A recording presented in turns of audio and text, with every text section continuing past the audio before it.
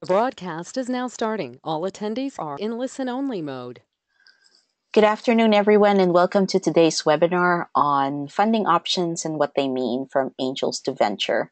So this webinar is part of our University Startup Development webinar series, where we enjoin universities to work with us through our startup development officers to help create startups that are corporate aligned from startups and IP that you submit to us to the platform. But before we begin, we'd like to let you know that we have another webinar in this series coming up for this year. So on December 6th, we have Building a Management and Leadership Team and a Board of Directors and Advisors. So this is the last webinar for this year, but this series is ongoing. So we'll have more webinars lined up with how to create a startup, or basically around startup development, in the coming year. We will have Q&A at the end, so there should be a questions box in your GoToWebinar control panel. All you need to do is type in the question, and we'll try to get to as many questions as we can after the lecture. The Q&A is basically, a first in, first out basis, and hopefully, we get your questions and we get to answer your questions on today's session. This session is being recorded and the slides will be made available after the webinar concludes. So if you have colleagues that missed this webinar series, we will have the video recording up, and everyone who's registered for this webinar will receive an email from us letting you know that the slides and the video are available. Now, for those of you who are joining us today, this webinar series is basically to talk about our startup development program and what we're doing to help create startups from IP and startups that our startup development officers and their corporates review as good candidates for the startup development program. So good news for those who have been waiting. We're now accepting applications for IP and startups, and all you need to do is visit nced2.org to start the application. I'll show you later on the call where to find it on our website, so please stay tuned. And if you are an ex-corporate in open innovation or venture capital, a serial entrepreneur, or an active angel investor, you can become an NCED2 STO. If you're interested in becoming one, all you need to do is send us our CV and a short note about wanting to know more about being a startup development officer, and you can email that to startupdevelopment@nced2.org. All right, so I'll turn it over now to our first speaker today. So again, our webinar is on funding options and what they mean from angels to venture. Our two speakers, our first speaker is our Director of Business Development and Alliances. He's formerly a Director of Advanced Technology at BD Tech, Dr. Glenn Vonk, and following him today is Andy Tucker. He is an NCED2 Startup Development Officer as well as a partner at Womble Bond and Dickinson. So Glenn, I'll turn it over to you now. Thank you, Ria. So we're going to give you some background on the startup development program here at NCED2. Next slide, please. And I'm going to run through this quickly because I think many of you have heard it. If you have a question that I don't address in the intro, just ask a question at the end and we'll try to address it. So basically, we've been on a journey since 2015 when Congress came to NCED2, knowing that we had many contacts with startups and universities across the country and wanted to understand how that commercialization occurred. And we began reaching out to corporates, built a corporate network, and this is in this time frame when I first became aware of NCED2 and started to work alongside of them. We developed a model and proposed it, embedded it on the east and west coast of the United States. Went back to Congress in 2016 and briefed them on what was happening, where the opportunities we saw were for advancing startups and accelerating them more quickly through the ecosystem to commercialization. From that, we developed a way to link startups efficiently to corporates. These are the demo days shown in 2016 and 17. And then we've begun also to work on the IP to Startup program, which is the idea of that is to create more aligned startups, more commercializable startups from university research. We realized another problem in the system was that startups can be created, but how are they funded? How can they advance through the system? Where's the management talent going to come from? And that's the subject of the startup development program that we'll be talking about later today. Next slide, please.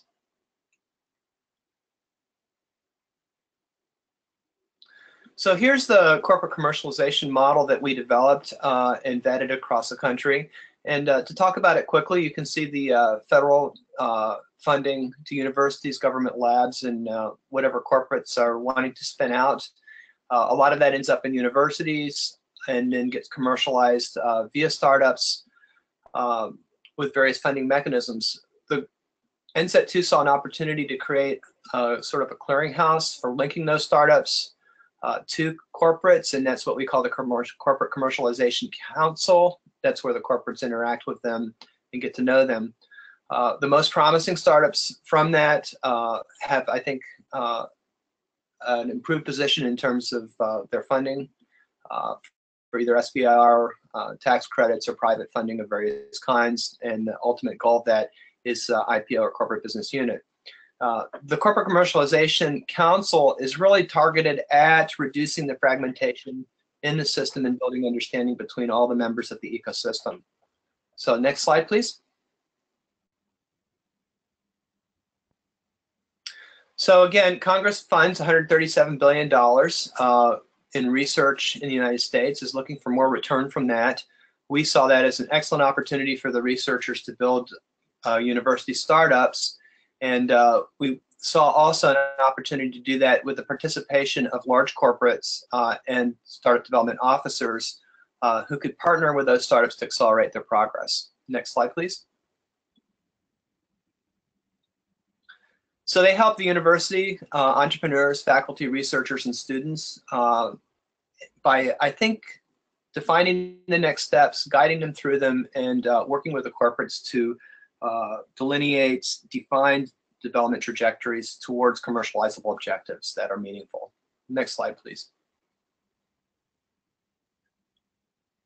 So the services at a more granular level include business plans, proofs of concepts, prototyping, early product development, and funding activities, of course, the subject today. Commercialization experiments we see as ways to get your foot in the water and find out if something looks like it can be a viable opportunity early on. And we find this most productive with the participation of the corporates and the investors. Next slide, please. So the benefits, again, access to talent to accelerate development for the startups. For the universities, moving intellectual property to market for significant impact and helping to prioritize what IP should be packaged into startups and providing additional management talent and support for those startups as they start to work their business plans and development plans. Next slide, please. So again, the activities are in two categories. First of all, for universities to submit your intellectual property, our startups to NCET 2. That will be reviewed by startup development officers and corporates, and the idea is to generate matches between the two and start the discussion towards creating a startup from that intellectual property. And you can do that at ncet2.org. Secondly, you can become a startup development officer. So we're looking for ex-corporates, serial entrepreneurs, or angel investors that are active, and you can send, again, your CV and a short note to that email address shown on slide 15. Next slide, please. Okay, so it's my pleasure to introduce Andy. Andy has more than 30 years of experience, and he's a trusted corporate and securities advisor to growing companies, particularly in government contracting and technology sectors. His corporate clients include around the globe, operate around the globe. He regularly advises companies throughout Latin America, North America, Europe, Middle East, China, and Australia for corporate matters, including cybersecurity, government services, contracting, telecommunications, managed services, renewable energy, medical devices, pharmaceuticals, aviation, consumer product, and financial technology companies. So quite a broad range there. He currently serves as a member of the board of directors of the Maryland Technology Council, membership committee of the Small and Emerging Contractor Advisory Forum, board of advisors of the DC Archangels, and executive committee of the MIT Enterprise Forum of Washington, DC, and Baltimore. And he has taken 5 companies to IPO. And he's a scuba diver. He's run 3 marathons and a half marathon where he typically finishes in the top quarter of his age class. So Andy, welcome, and look very much forward to hearing your presentation. Thanks, Glenn. It's a pleasure to be here and be part of this, and welcome to our people on the audience. Today I'm going to ask to kind of speak about funding options and what the various terms mean, and so that you can better understand what you're looking for, what's out there in terms of financing, and a little bit less on how to actually find it. We're going to try to keep it simple. I've given this discussion, a dozen times, so we may go through the slides a little bit quickly so that we can get to the questions and answers sooner, because it's probably more important that we answer your questions than I try to hope to hit the answers to the questions. So I guess with that introduction, let's go to the next slide and kind of get started with this. The first question is, what is needed? Obviously, and the answer is money. And as I tell all my startup clients, the first job of a CEO is to not run out of money. Without money, nothing happens.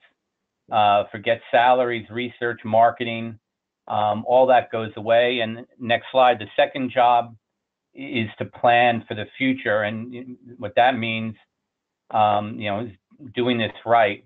Now, money comes in 3 different types of ways. One, you can get money that's debt, and there are kind of 2 main types of debt. There are bank loans and convertible bridge loans. There is equity securities, which means you're actually selling ownership in your company. And we're only going to talk about corporations today. If there's an LLC, it's similar, but enough different. So we're going to stay at, level 100 here for this. And there are 2 types of equity: common stock and preferred stock. Next slide. And the last is grants. We're not going to really focus at all on grants in this discussion. My experience as university professors know more about getting grants than I do. The question then is how much money do you need to raise? And this kind of focuses a little bit more on the equity than a bank loan. But you want to achieve balance between how early the company is and the amount of money you're raising. To the extent you're selling equity, the earlier you are in the process, your company is worth less. So, for instance, if you look at your business plan and say, oh, it's going to take us $10 million to become profitable, let's go raise $10 million. Well, if you're an early stage company, you're going to sell almost all of your company to raise that $10 million. You're better off staging those raises and, determining, well, as I said, milestones for your business. So like if you need $500,000 to get to a MVP or minimally viable product, you would probably only want to raise, $500,000 or maybe $750,000 now. Make that milestone, then you're worth a lot more. And instead of, you'll sell a lot less of your company to achieve the next step. The next slide. It always, one word of caution is that it always takes longer than you think to raise capital. Everybody says, oh, my idea is so great and I know all these people and, we are going to be able to raise capital in a week. It never happens that way. It takes a lot longer than you think. I have a client that's out there now. They are in diligence with 2 kind of super angel network groups, and they have been in diligence with both of them for 2 months. Both of them have said they're going to fund the company.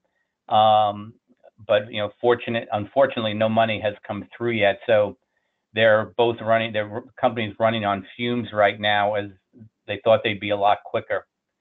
The types of investors you hear of out there, and I'm sure you've heard these terms. There are venture capital firms. Those are, larger firms, some invest early. They basically take money from other people and invest them in companies that are chosen by them that they believe are going to be selective. Those venture capital firms may invest regionally. They may invest by technology. They may invest by type. There is a full listing of them on the www.nvca.org website. I think the startup NCET2 has a list of them as well. There are strategic investors, basically companies that would invest in your technology. And as Glenn was saying earlier, part of NCET2's strategy is to pair companies with strategic investors. There are angel investors and angel networks.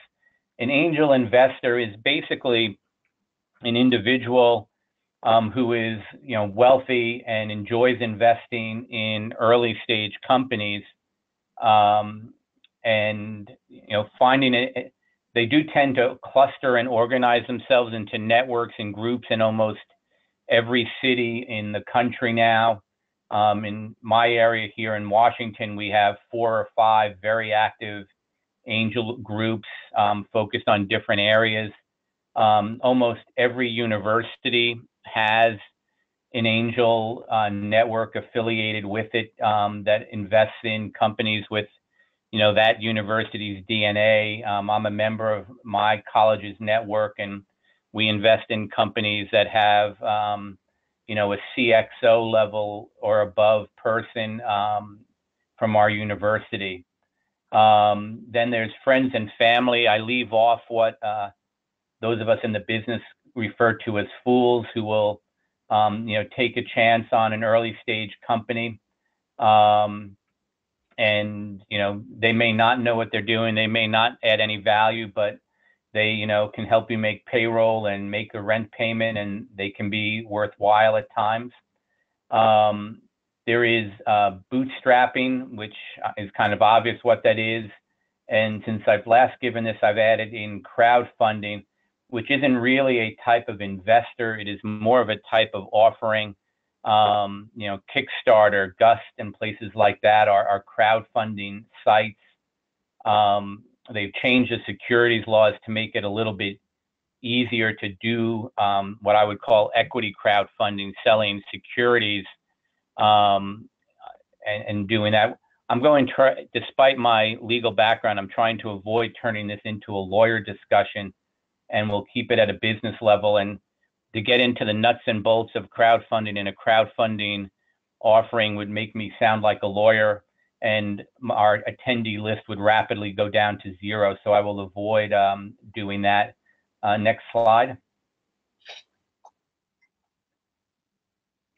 So I think we're up to angels and what expectations are for angel investors, because they're your most likely source of early stage funding. And essentially what that is angels purchase generally between 20 and 40% of a company's equity. So that would mean if you're looking to raise $1 million, they're going to give you between a $3 and a $5 million value for your company if you go on an equity basis, because that 20 to 40 is kind of after their $1 million comes in, or whatever money they put in. Angels generally seek a return of 20 to 30 times over a 5-year period. And want to pause here for a second. The one thing any entrepreneur or startup should realize is that once you take outside money, that money does not want to fund you for the next 30 years. It wants to get a return on its money, and it wants to get out of its investment in a reasonable time frame. Angel investors are usually 5 years, they may be longer. A venture capital firm or a fund, even if it's an angel fund, will have an under a 7-year generally time horizon for their investments. There are kind of 3 investment structures that they use most frequently, and we're going to talk about all three, but just to kind of introduce them again, convertible bridge loans, common stock, and preferred stock are the three most common ways that angels invest in company. And all of them, they'll want some kind of discount or protections in their investment if there are going to be additional rounds, and there are almost always additional rounds of financing.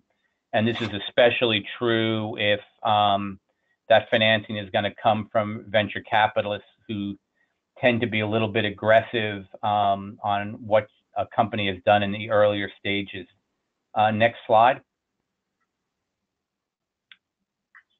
I think this is my pitfall slide coming up next. Next slide, Ria. Oh, there we go. Yeah, I mean, this is I have to do. Tony said, think of this as a SDO person, and as a lawyer, it's the same thing in this. There are a lot of kind of common pitfalls in early stage capital raises, and just kind of want to talk about a couple of these things. You know, inadequate early stage structuring and poor record keeping. You know, the question for you as an entrepreneur and for those who are associated with them is, you know, how many people have you promised, hey, if I can get this off the ground, I'll give you a cut of the action? Well, a cut of the action is great, but what does that mean in terms of percentages? I had one client who had promised somebody 10% in perpetuity in the company, which didn't work for the company to raise money, and it actually wouldn't have worked for the individual either. He would have gotten sequentially larger tax bills each year when we had to keep him at that number, and he didn't want to be paying those taxes either. Investment by too many people, which kind of goes to crowdfunding, or the wrong family and friends, or even angel investors who may not know your space, may not understand what you're doing. The classic example is if you are a biotech company, and particularly if you're in the drug development or therapeutic space, you may be 8 or 9 years away from an exit. And if you take on investors who either want their money back in 2 or 3 years, you could find yourself with a problem down the road. This is especially true, you know, inexperienced early investors, family and friends. That's why angels are better. They kind of they usually know what they're doing. The other point I'll point out is unsupportable valuations. It's always great when somebody who probably doesn't know what they're doing, you know, says, hey, you're a startup. I think you'll be great. I'll, you know, put $1 million in and I'll say you're worth $10 million. The problem you're going to have with that is odds are, unless you really do well at the start, you're not going to be worth $10 million. And when you go raise additional funding, a professional venture capitalist or a more sophisticated angel group may insist on a lower valuation, which will be harder to structure and aggravate your earlier investors. And what will end up happening is that the founder and the founding group will end up taking some pain for having been overly aggressive in their earlier valuation. Next slide.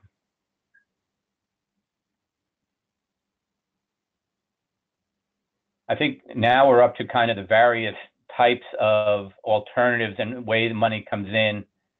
You know, the best type is the non-dilutive financing, which is kind of bootstrapping, and I've lumped grants in here. And that's, you know, obviously revenue is by far the best capital you can ever raise. If you can sell a product, besides making making you much more valuable as a company, it doesn't dilute you at all.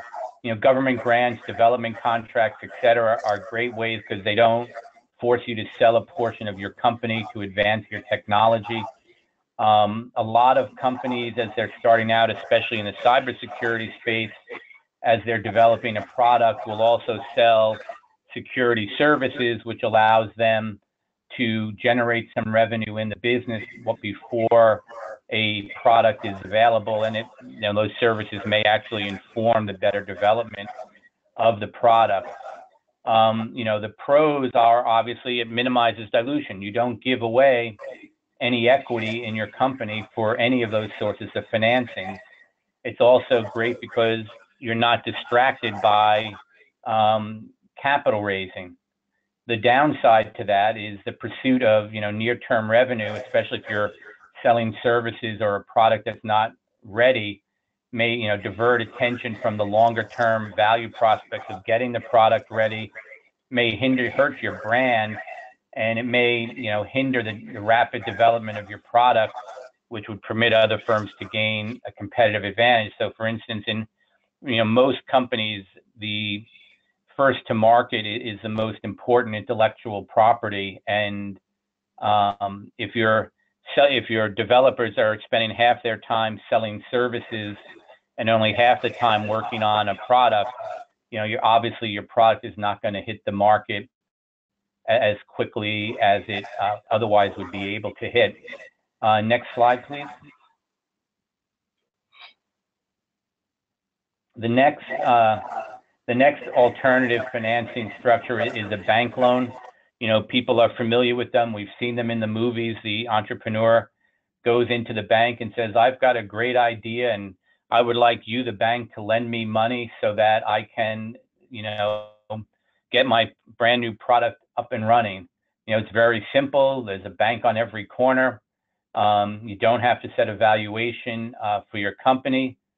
The downside of a bank loan is it's very unrealistic. Most banks, even venture capital banks like Silicon Valley Bank or Comerica or Square One, will not just lend unless there's equity there. It's unrealistic to expect a bank to invest in a company that does not have positive cash flow.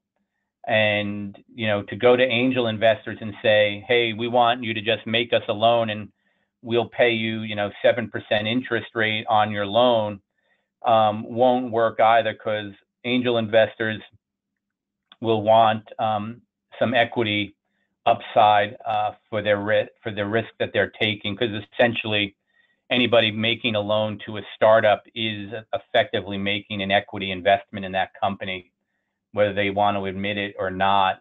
Next slide, please. The next slide, it covers kind of convertible bridge loans. Sometimes they're called convertible promissory notes, convertible debt. Sometimes they're just called plain bridge loans. These are probably currently the most common way very early stage companies raise money from angels and others. I mean, a convertible bridge loan is a debt security. It comes, it gets paid by the company before the founders, who would generally hold common stock, get their money. So it provides some downside protection to your investors.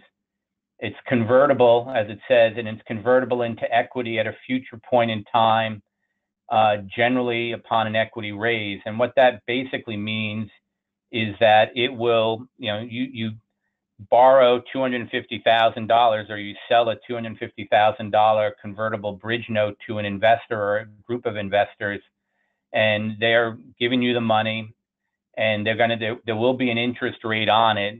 It's generally 6 to 8%.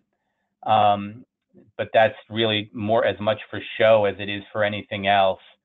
And basically it will convert into a future, when you raise an equity raise of, as much as $2 million or more generally, and it will convert at that time into the same equity security you sell at that time, and it will generally convert at a discount to the price that you pay at that time.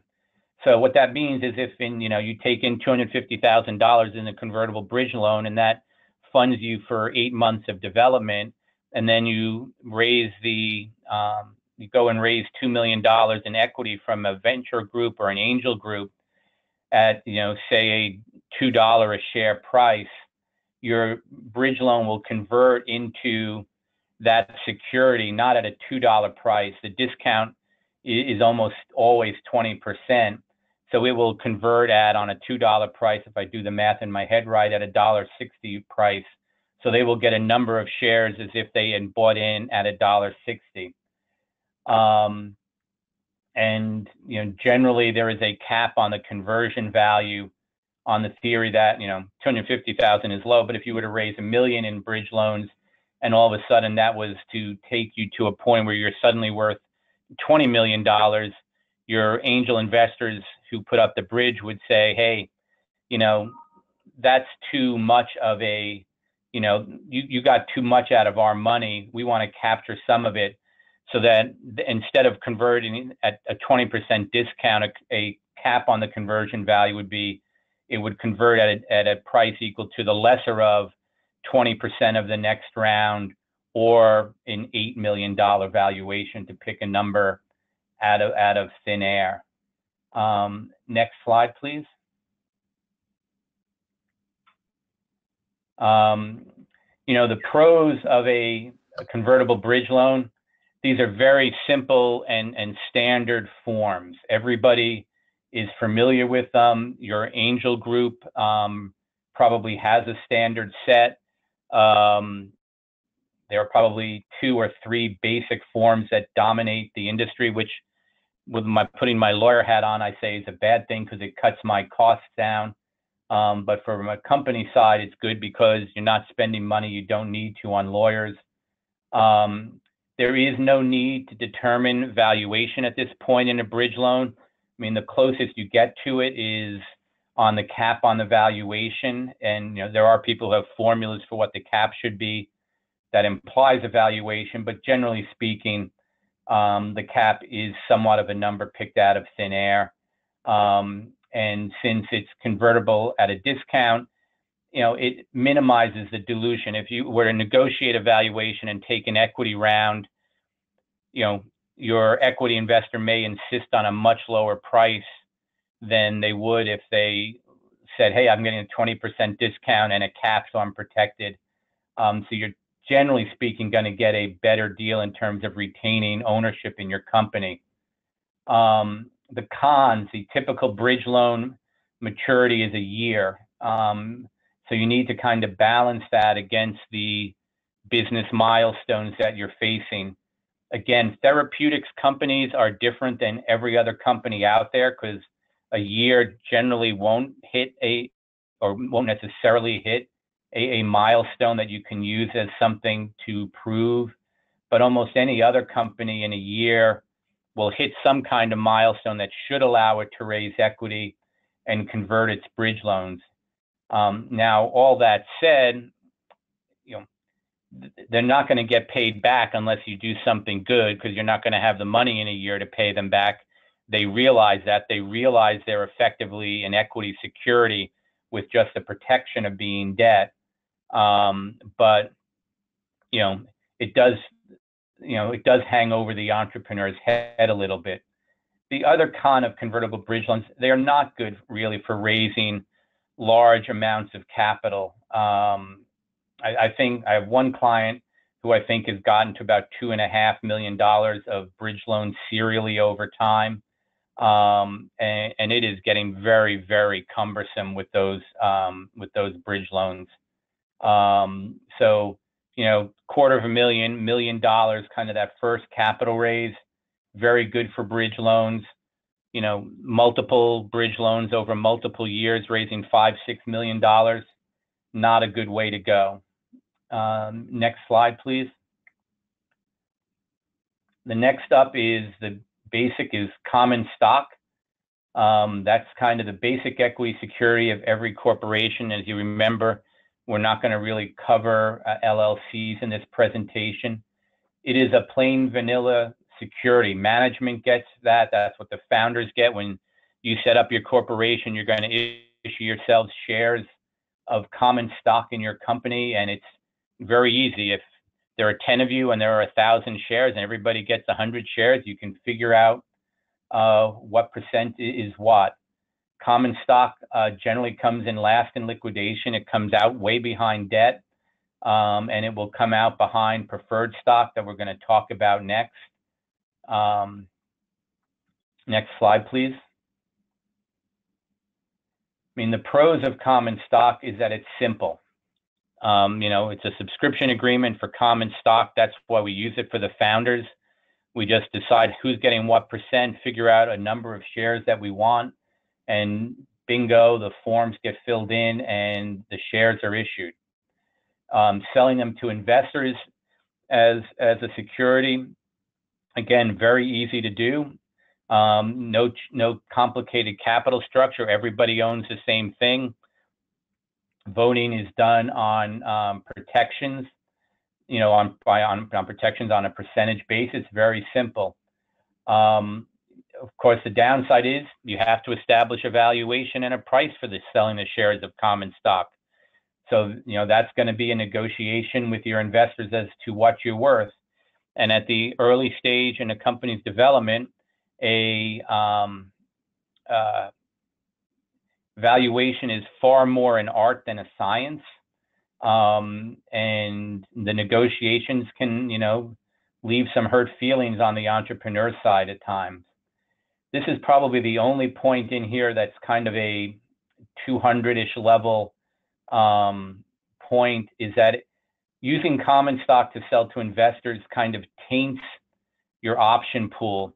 And what that means is you're going to set up a stock option pool for future employees and maybe some of the current employees. And, you're going to have to come up with a price for those stock options. If you sell common stock to an investor and the option is for common stock, that is the price you have to grant the option at. You can't do it with a discount. It creates all sorts of nightmarish tax problems that you don't want to deal with for both the company and for the person who receives the option or receives the shares. So it's just something to consider and to remember. Generally, if you're just selling common stock, a more sophisticated investor might like to see a stockholder agreement where they can negotiate some specific protections for themselves in terms of voting. They're going to be a 20% investor. They're going to want to stop the founding group from saying, haha, now we're going to give our founding group another options to buy another 1 million shares and dilute you, Mr. Investor, just to pick the most blatant example. Again, an angel group is not likely to invest in common stock because there are no downside protections. They don't come out first, which they generally like to do. And they will generally avoid investing in common stock, and offering an angel group a common stock term sheet is a quick recipe for having them think you're not particularly sophisticated. Next slide, please. The next slide is kind of the most common, some typos, sorry about that. The most common sale of security that's sold to angel or venture capital financing. It's preferred stock. Preferred stock is a very flexible security. It can do whatever the creators of the security want it to do and give it whatever rights it wants to have. Under state law, we can do almost anything with it. It can have special rights on voting, liquidation. It comes first. Most preferred stock in an early stage deal is convertible to common stock at a point in the future, and it has protections for the prices at which it converts. And then, much as we mentioned with common stock and the stockholders agreement, preferred stockholders will generally negotiate some contractual rights like voting rights, minority protections, board seats, and things like that will protect them, their interests, allow them to protect their interests in the corporation going forward. Next slide. If convertible bridge loans are the most common or close to the most common way that angel money is invested in corporations these days, seed preferred stock is the second, is either first or second, and right, neck and neck with the convertible bridge loans. Seed preferred stock, there actually are a set of documents called the Series Seed Preferred Stock. There are 4 or 5 variations of seed preferred stock. I actually think the branded Series Seed ones are the better set of papers. We use these in a lot of our angel deals. We use these in a lot of deals for our funds that are really angel funds and are investing under $2 million in companies.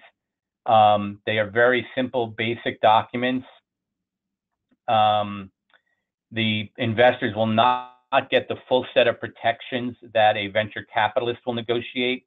A lot of times their protections will be, we'll get some protections now, but we'll get all the protections you give your venture capitalist in the future so that you don't have to argue about them. This does, to revisit our option point, allows you to discount options to preferred stock due to the liquidation preference.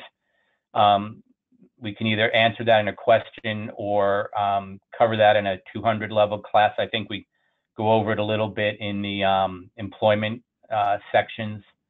It does provide some modest protections in the documents themselves. They'll get certain minority voting protections. You can't sell the company. You can issue new shares senior to us. You can give all the shares to the founders without our having a say, as an example.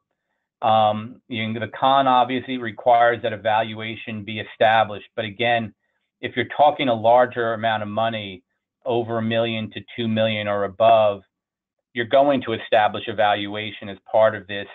I wouldn't necessarily use the Series C papers for a $250,000 investment, but when you start crossing $1 million, I pretty much do. Obviously, the cons are, if the company is putting it together and talking to 10 different angels who are not used to investing together, the terms of the preferred stock and the protections, may invite, additional negotiation and increase your transactional costs, i.e. legal bills in getting the deal done. Next slide. And this next and last slide is really to kind of cover venture preferred stock. It is kind of a puffed up version of the Series C preferred stock. More protections, all the rights that you would see in a typical venture capital deal are embedded here. Advantages, it's a template for your next round of financing, your Series A, B, and C. You just basically keep adding commas and series numbers as you go. To a more experienced investor, to a larger investor, they may prefer a venture style preferred to a seed standard preferred.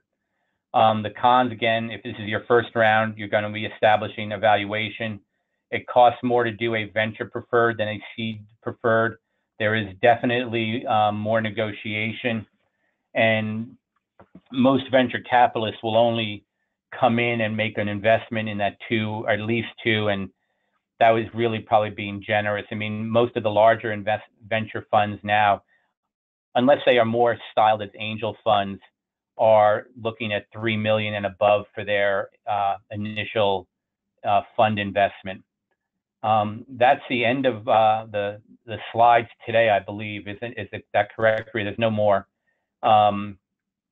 So at this point, I guess let's open it up to questions and see what people have to say. Okay, thank you, Andy. Glenn, I have the first question up on the screen right now.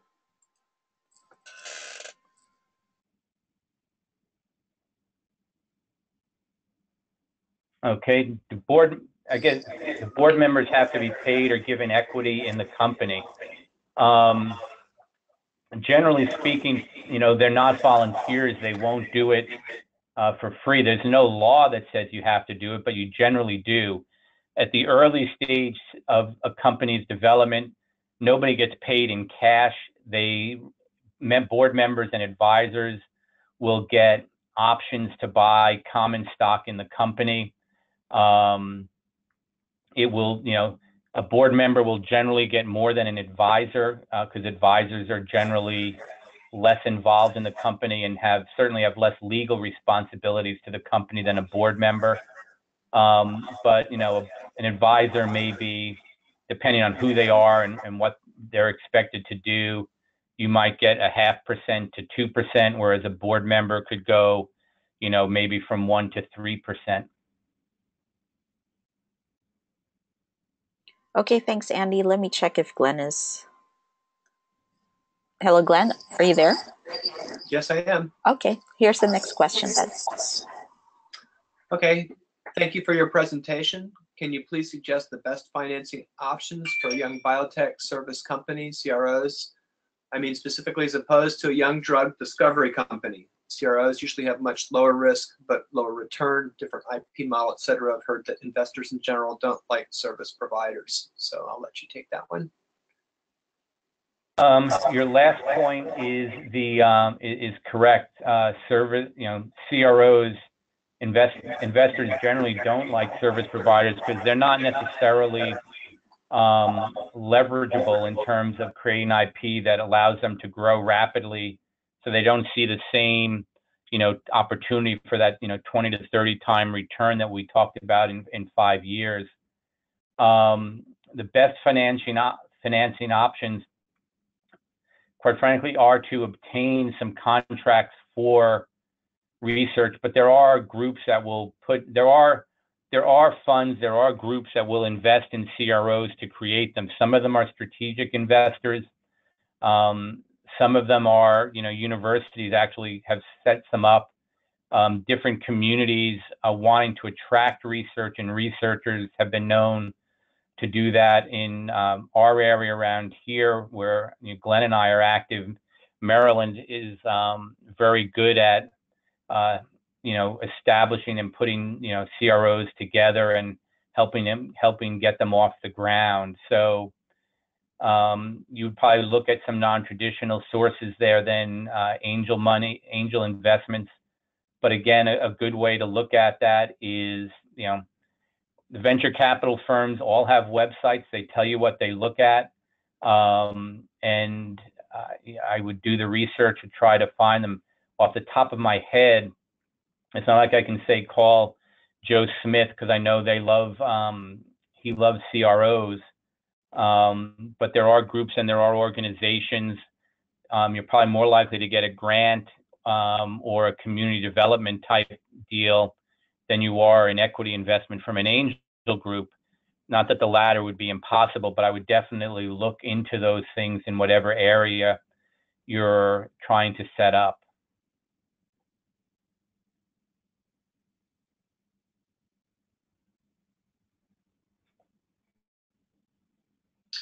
Okay, the next question. Isn't a startup company considered walking dead if they give away 20 to 40% of the company to angel investors? Well, if that's the case, then Google would have been a walking dead company when they took in their first round of money. The angel investors aren't going to, this is again why valuation is tricky and you try to avoid it at an early stage. But just quite frankly, as an example, let's assume you raise $1 million from an angel investment group. Anything, if the pre-money valuation of your company is anything $4 million or below, you will have just given away 20% of your company to an angel investor group. Nobody would think that necessarily makes you a walking dead company. What it does mean is that going forward, especially if you're in the upper end of that 40% range, is that the next investor coming in is going to want to make sure the founders group has sufficient equity to remain incented to stay active and stay part of the company, because the investors are only going to get wealthy if the founding team gets wealthy as well. And so they'll just top the founding team back up with additional equity to get them in the percentages that they think they need to get them. And that will dilute the angel investors a little bit, which they're expecting to be diluted in the next round of financing. So no, you wouldn't be walking dead. It's just one of those, it just gets watched and you look at it going forward.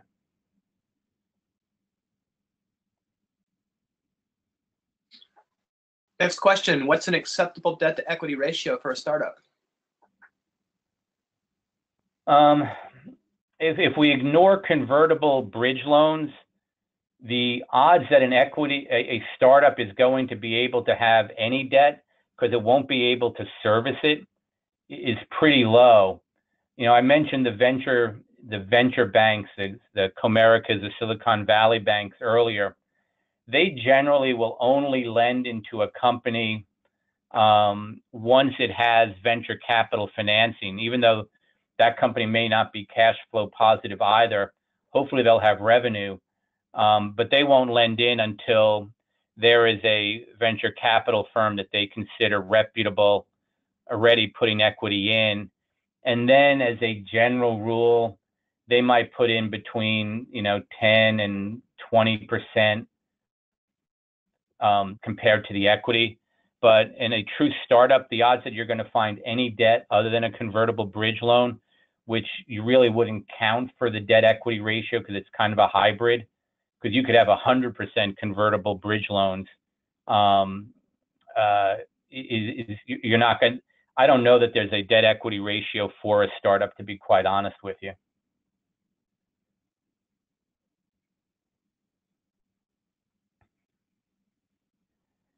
Todd, what percent of equity typically reserved for the employee pool? I know we cover this in the next presentation about building a team. It generally varies, but it's between 15 to 20%. Now, your founding group, when you start your company, your founders will all have equity in the company. And let's just say that that's 100%. And assuming that they're all working there, that's great. Then you go and take an investor in, and they're going to say, well, okay, now it's just the 3 founders, and now we're going to need to add 4 people, and we're going to want to give them some equity. And depending on how senior they are, at the time you do an angel financing round, you will say, okay, we need to, we're going to be bringing on a chief science officer and 2 more technology developers, or whatever they might be, and we need to give them some equity. And you might reserve not 15% for them, but you might reserve 10% for them, give that to them, and then the next round, you'll go through this process all over again. And, generally speaking, at a venture financing round, a venture capitalist likes to see, 15% of unallocated options available in the pool for employees. When I'm representing the company, I like to sit down and really game it out a little bit more and say, okay, this money that we're taking in is going to last us 18 months. In that 18 months, how many people are we going to add, and how many people do we really need to give equity to, and in what amounts?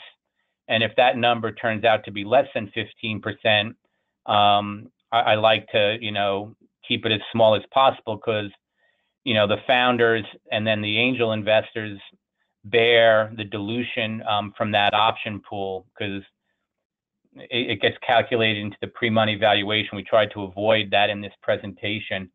And again, back to the Walking Dead question, if we need to top up the founders to get them back to percentages that people want to see, we need to make sure their shares are in the option pools too. So next question. Okay, next question. What do you think about SBIR funding for a startup? I've heard some bad with the success rate of SBIR funded companies.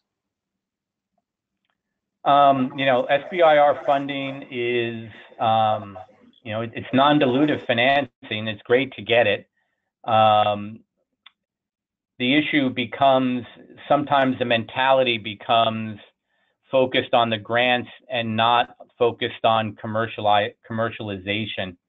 And that tends to be where the failure rate in those companies are. But I've sold a number of SBIR funded companies for $80, $100 million, and there are a number of SBIR funded companies that are out there public today.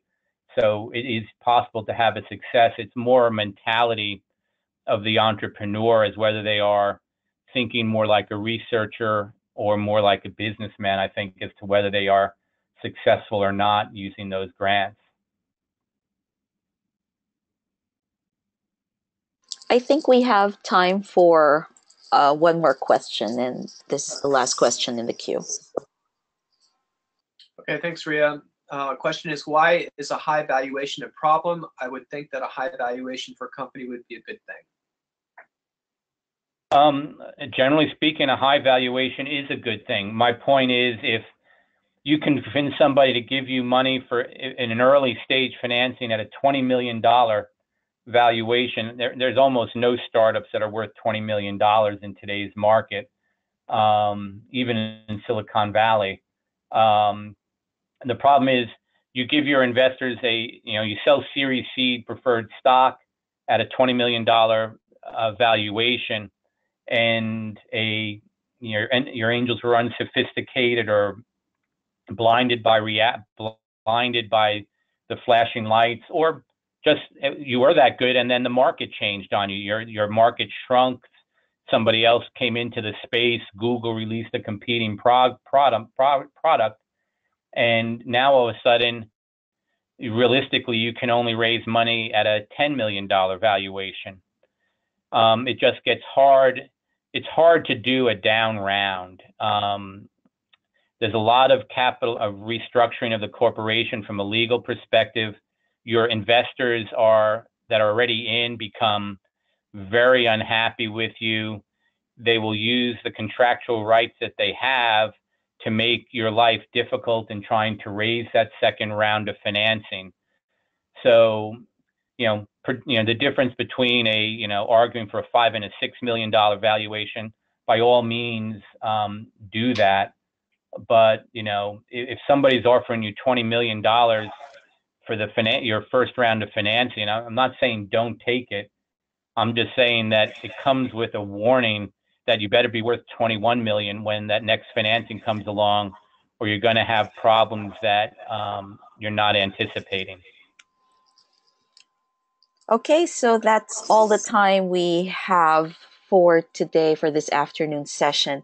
Thank you very much, Andy, for spending this hour with us to talk about financing with our audience today. And Glenn, thank you very much for facilitating the discussion.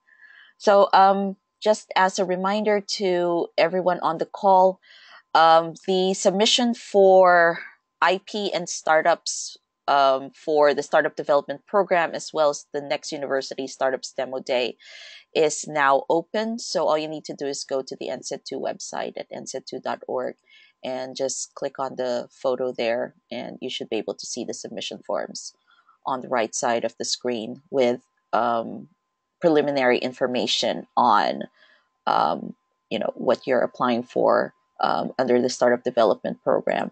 And also, if you want to meet the SDOs that are working with us to help develop IP into startups, you can just click on the link here, and you should be able to see their bios as well as their areas of practice. All right. So again, thank you very much, everyone, for joining us. Again, thanks, Glenn, and thank you, Andy. And my pleasure. All right. Thank you, Ria. Thank you, and have a good afternoon. Bye-bye. Thank you. Bye-bye.